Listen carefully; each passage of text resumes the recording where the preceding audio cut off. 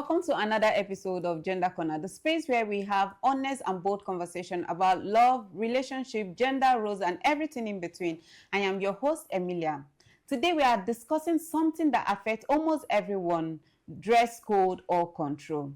From what girls should wear to school to what is considered professional dressing for women in the workplace. Well, I am not doing this alone. I have a young lady, a beautiful one at that I'll be having this conversation with. So without further ado, please let us meet our guest for today.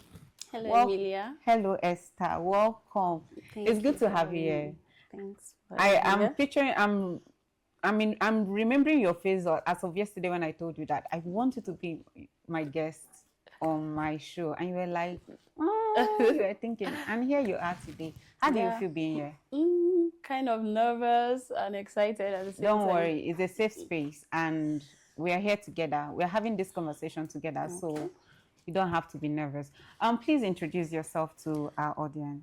My name is Esther Samuel. I'm a scriptwriter in Itele Media. Welcome, Esther. So Esther is the one that is writing all our scripts.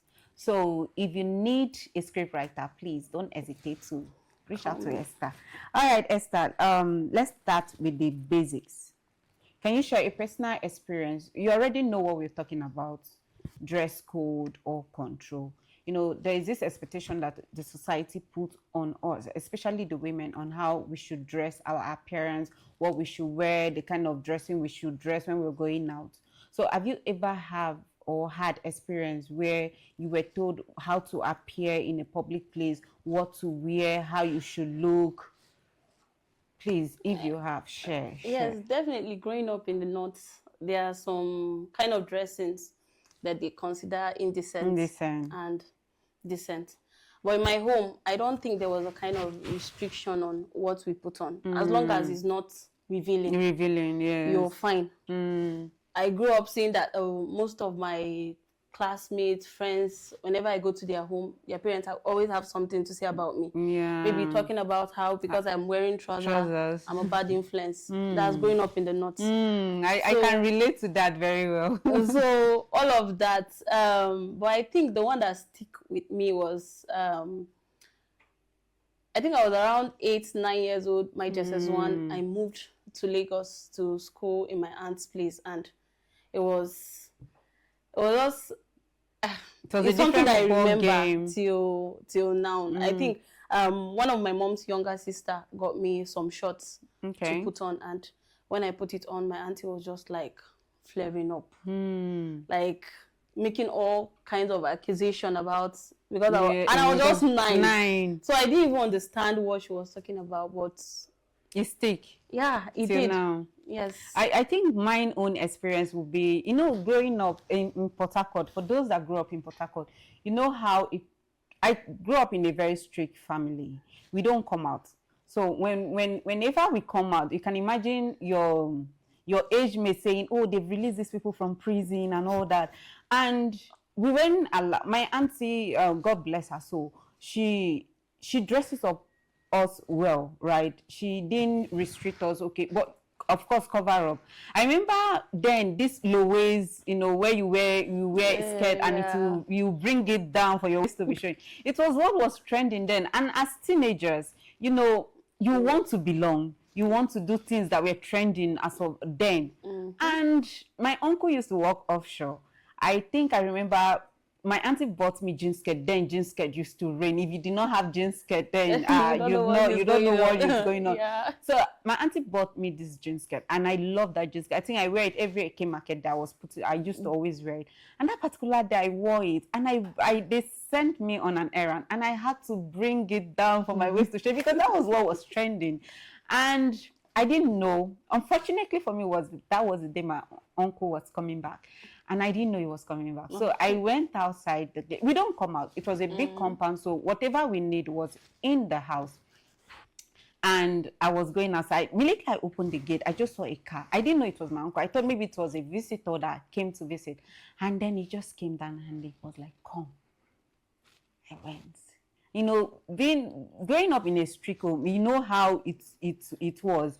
I went. When immediately I saw my uncle, I was like, it was just like the ground should open. And do you know what that man did to me? He pulled down the skirt. You don't want to. He pulled down the skirt, and it was embarrassing. It was one thing I have lived with that memory, that even when I see people we grew up, that's what they'll be like, you that they put down your skirt. You're still, even when maybe if they see me on short things, they'll be like, you're still wearing short things after what happened to you. You know, so it's something we all can relate with. Yes. It's something that we've experienced in one way or the other in our lives. Okay, so let's move on. I think I've talked more than my guest. Let's move on.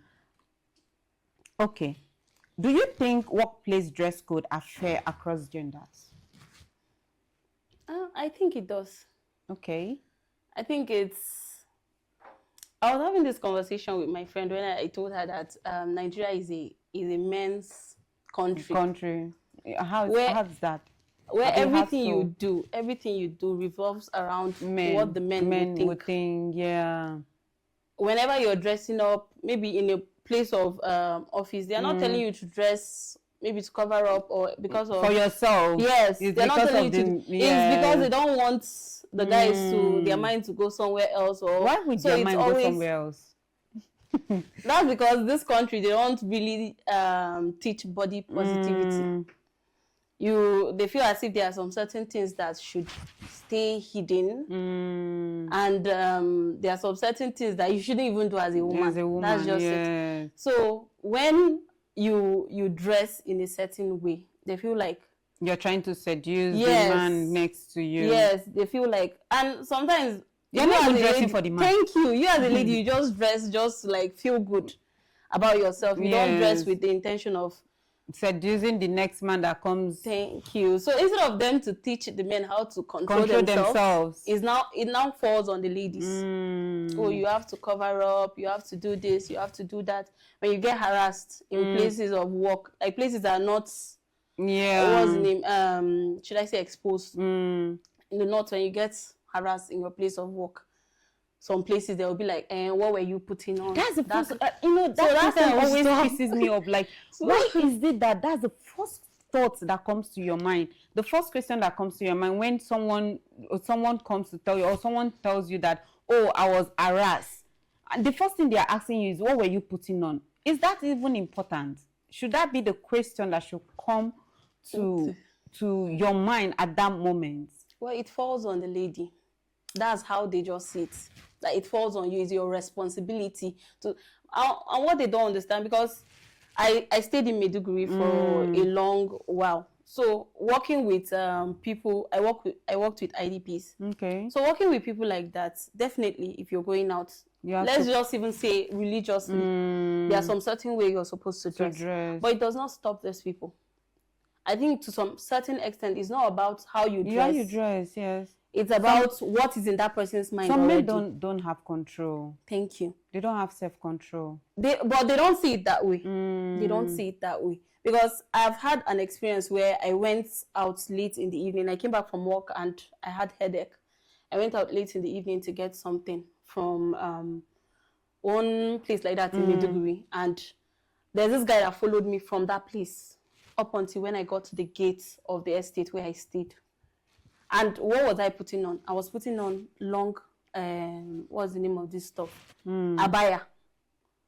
So it's not about how you dress. It's about what is already in their mind. But society, society. Yeah, society doesn't really look at it like that.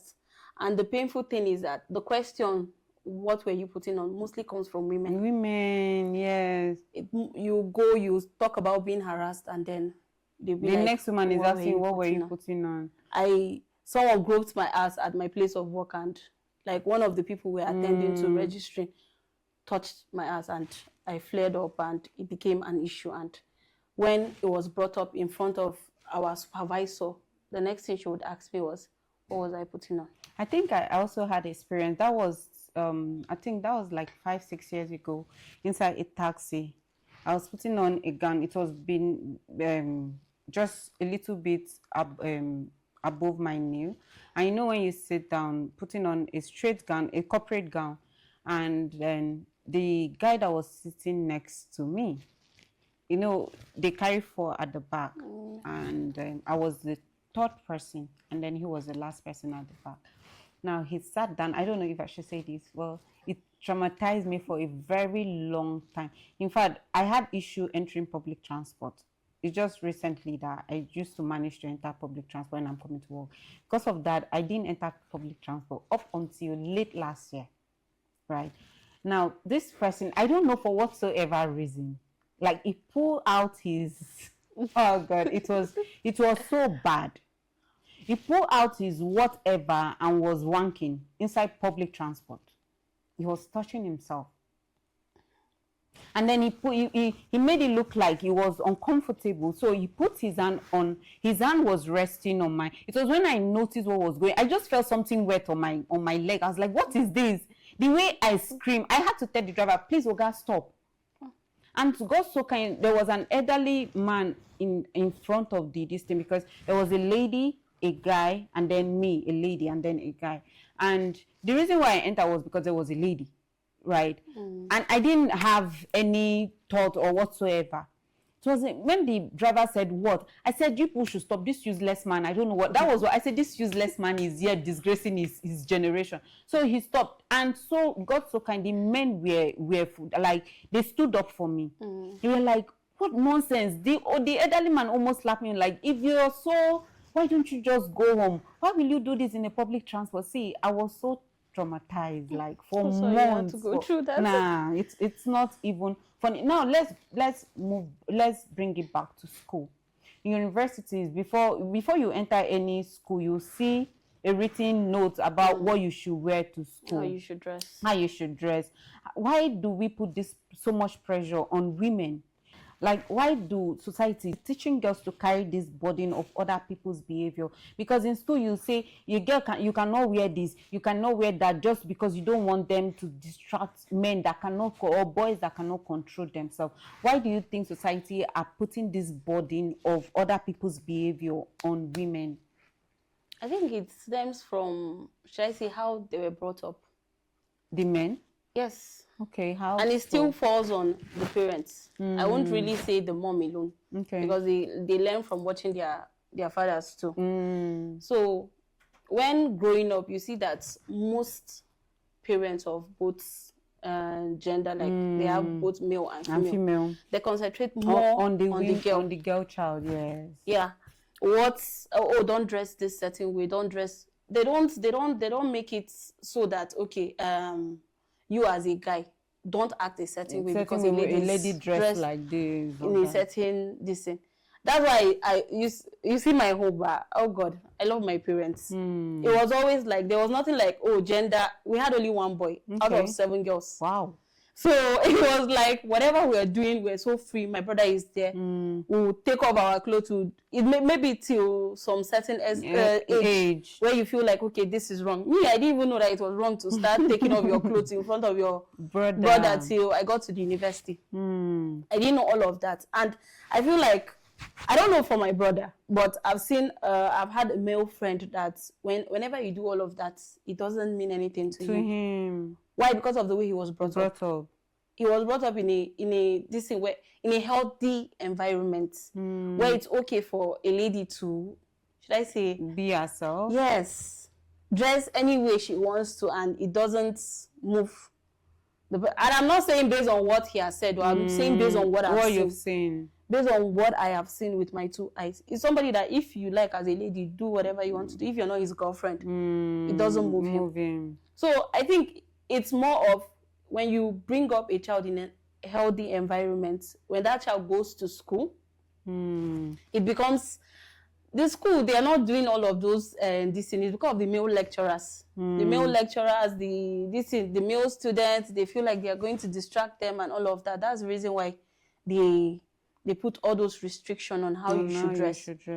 I think my level 1 in the university, Unimid, I was putting on a gown, because that's once, if you're not putting on a long gown, not even a short gown, anybody that goes to Unimid knows this. If you're not putting on a long gown, the day you're writing exam or test, you're not allowed to. They will send you back home. They will send you back home.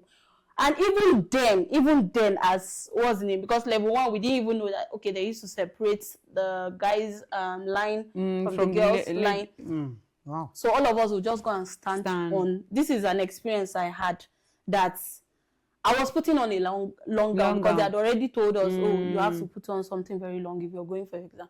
And this guy was standing behind me. And next thing, I just felt something poking me. Ooh. That was me putting on a gown. So I don't think it's not necessarily what you wear. No, it's not. Once that person's mind is already having, should I say, sexualized fantasy about you, there's nothing you can do to help it. Shit, man. So, so if you don't look at all of that, if they don't consider, and they don't consider all of that, they just feel like it's how you dress as a lady that distracting. Yes, that makes them misbehave the way they do, but it's not. All right, though. So parents, please do well to, let's talk about culture, religion, and modesty. In a society like Nigeria, where religion and culture shape so much of our expectations, where do we draw the line between personal values and societal policing? When it comes to religion, I'm not really the kind of person that go to other people's churches. So I've had the experience where I go to one church and the preaching was like directed. I can't even remember the name. What church do you attend? Living Faith. Living Faith. Okay. Yes. I can't remember the name. But my friend invited me. She actually tricked me because she knows that I have this rule. I don't go to other churches, it's not my church. It's not your church. So she tricked me. She was like, oh, there's this work we are going for. So there's this volunteer work that we usually do in Maiduguri. She was like, oh, there's this work we are going for. She called me and then I went. And it was as if the preaching was centered on me. Because I was the only one dressing like the odd one out. Even though I was not putting on a trouser, but I was putting on short gown, and it was as if there was this lady that was basically my age that was on stage preaching, and I knew that this girl was talking about. I just stood up and left. You. I couldn't leave. I couldn't stay. I was like, no, and I called my friend and I said, I don't do all of this, and this is the reason why. Why? I'm going to my house. Next time, don't try this. If you want to invite me, tell me. It should be my choice. Salvation is personal. Yeah. But church is like, oh, I don't want to call churches. No, don't talk about churches. But there are some churches that, what's the name? Should I say they strongly preach against indecent dressing? Indecent dressing. But yeah, but I think that one, there is nothing bad about you dressing dressing well to go to church. Because sometimes if you see what some people wear to church, you'll be like, when I talk about indecent dressing, I'm not talking about. Definitely, there are some certain things that you shouldn't wear to the house of God. Definitely. But when I'm putting on something like trousers and I feel more comfortable with the shirt and trouser. Yeah. When I'm putting on something like that to church and then your preaching is centered on whatever I'm wearing is indecent because you don't agree with it. I think I have another experience where I wasn't even among the train. Like this bridal train and all that. I think I was the one reading the toast. Yes. And being a wedding guest, this was far back as 2015 in Kogi State, to be precise. Okay. I went for a wedding and I wore a gown like this, something like this, and a very high heel. And I looking up and beautiful, and I was ready to, do my thing that took me there. Getting to the church, even the lady, she didn't tell me. The person doing wedding, she didn't tell me. Her father is even is it prophet or whatever in that church. She didn't tell me that, okay, well, don't wear this. But it's not like the gown was short, but it's a gown like something like this, and flay short gown. Maybe because of the heel, it made it look shorter. And I went, and they said, I cannot enter the church. I was like, I can't enter the church. He said, 1, I didn't cover my hair. 2, my gown is too short. I said, okay.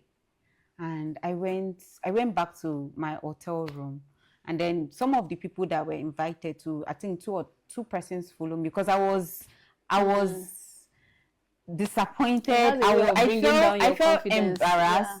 I was like, kilo day, this person did not even tell me that I'm supposed to dress a certain way. But then again, what I was wearing, it was for a wedding, and it's not like I dress in a way that will come and seduce everybody in the church or make them to go to hellfire. But I was sent out of the church, and immediately they told the bride. I said I wasn't going to go, because even the reception, they were doing it inside in the church compound. I said I am not going, so that I don't send your church members to have to hellfire. And you know, the elderly women, they were just one. This one is not like they were saying it at your back. They were pointing finger at you. Like that was what I was saying. It comes from the home. See what she wore. How can you wear this to? You know, they were speaking their local. See, I was embarrassed. I went. You know, the walk of shame. I was walking to my hotel room, like tears was dripping out of my eyes, because I was like, how kind of embarrassment is this? Inside person village where I don't even know, I don't know, and they'll probably not even see me again. And I think I was there when they finished the church wedding and all. They wanted to do reception. They were not looking for me. I said, nothing could make me go back. The bride has to come. She was like, who are the people that stopped me from entering the church? That they shouldn't have stopped. How will you be stopping someone that is not even from your community and all that? She had to practically beg me. I told her I'm not changing up, because I didn't even come with another clothes to wear. Do you know, when I went and I was reading that toast, all eyes were on me. I couldn't even say anything. That's it. Like, I have already brought down your self-esteem from the beginning. Like, now they've already shattered the confidence. It was the women. It was the women. So imagine those kind of women now training another set of men and women that are coming up. It's going to be the same circle over and over again if it doesn't do this thing. And I think churches should be more tolerant when it comes to giving people chances. Somebody is coming there for the first time. That person doesn't know how you do things. I think tolerance goes a long way. Talking about decent and indecent dressing, they tend to forget about the teaching of the Bible completely. Bible, yeah. They focus on just one particular this thing. We know that if you're going to the house of God, of course, dress decently, dress decent, don't expose your body. But then again, some people take it out, like they do it as if they're assistant Jesus. Like, and if you check these people, their heart is as dark as. Anyway, let's move on so they don't say we are dragging anybody. So how do you think, let's talk about social media influence. How do platforms like Instagram, TikTok affect how young women feel about their presence, their appearance? Are we embracing about their appearance? Yes, about their appearance. How do you think social media like Instagram, TikTok affect how young women feel about their appearance? Because I mean, you see on social media people exposing their body. There are people, in fact, now if you don't show your back when taking picture, that means that picture is not complete. It's not going to blow. It's not. Yes, there won't be enough view on that picture if you're not wearing bikini. If you're not posting bikini pictures on socials, that people, and it's true, because I mean, if you post a decent picture of you where you're dressed properly, you will see that that picture will not have a lot of likes or view. But the moment you turn around or post you on bikini or wearing a short gown that is exposing your thighs, trust me, and you will see them, the people on that on the comment section. If you check, most of them are men. Seriously, yeah. You check most of them and you see a lot of views. So how do you think this social media, how do you think it affects how young women feel about their appearance? I think because of the likes, like you said, a lot of people are pressured into doing some certain things that on the normal they're not going to do. Like, should I say from the age of 22? From the age of, no, not from the age of 22, from the age of 20, when I go online, there were some certain things that I had to take it off. When I turned 23, I went and I deleted all of those posts, because I knew that, okay, there were some certain things that, should I say, I've passed the stage of doing it, and maybe because I've grown, I felt like, oh, there are some things that I shouldn't have even done, but you can rewind time. So what you could just do is erase. So what I did was, when I turned 23, I think, yes, 23, I went on my socials and any picture that was showing me wearing something short or me just being overly exposed, something I don't need to do, I just got rid of it. I just completely deleted. Not even, I can't delete it because it's memories. So I just put them on private, just for my own, your own viewing personal, sake. But I think social media plays a big role in indecent dressing. And I feel like just let everybody be themselves. That's just it. The fact that you're not okay with the way somebody is dressing, I think you should work more on yourself as a person. Instead of going to, what's the name? If whatever that person is posting is disturbing you, block that person. Block that person. Stop viewing the person's status. Stop viewing the person's post. It's not a do or die affair. So instead of you going to that person's comment section to stress people's children, oh, you're going to hell, the way you're dressing, you're not loved at home. I've had that one when someone commented on my post and said, as a mother, you're supposed to be dressing. I say, wait, let me have money. I'll do more than this. I'll do more than this. So there are just some things that I feel like when people say someone influence, oh, you influenced me into doing this, or this person is spoiling this generation, and anybody that wants to get spoiled is going to get spoiled. Whether that person is on socials or that person is not on socials, if that person wants to get spoiled. Because those, growing up, you see that those girls that they do lock inside their house, the moment they get outside like this, they're not spoiled according to their parents. The moment they go outside like this, they're the first people to get pregnant. They come back home with pregnancy. So just let everybody be themselves, do whatever they want to do. If you feel it's stressing you, move on to the... All right. My last question before you go. What steps can school, offices, even parents or family can take to ensure dress code promotes self-respect without enforcing harmful gender norms? I don't think there's a way to come at it without making it about one gender. I don't think there's a particular way. Maybe there is, but I don't know about it. But I don't feel like there's a way you can talk about dressing, indecent dressing, without making it specific to girls. Because at the end of the day, you are the one they're asking to cover up. Not what are the guys putting on?